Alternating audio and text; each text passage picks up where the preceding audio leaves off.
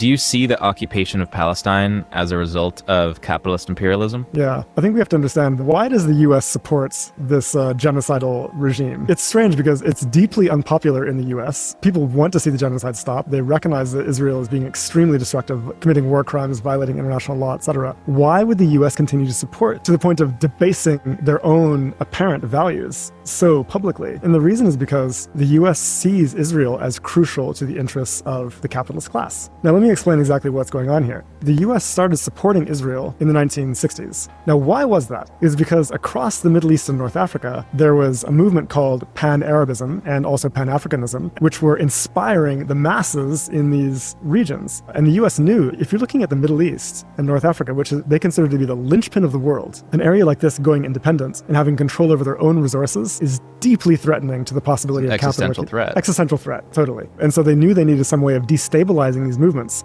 and they used Israel to do that.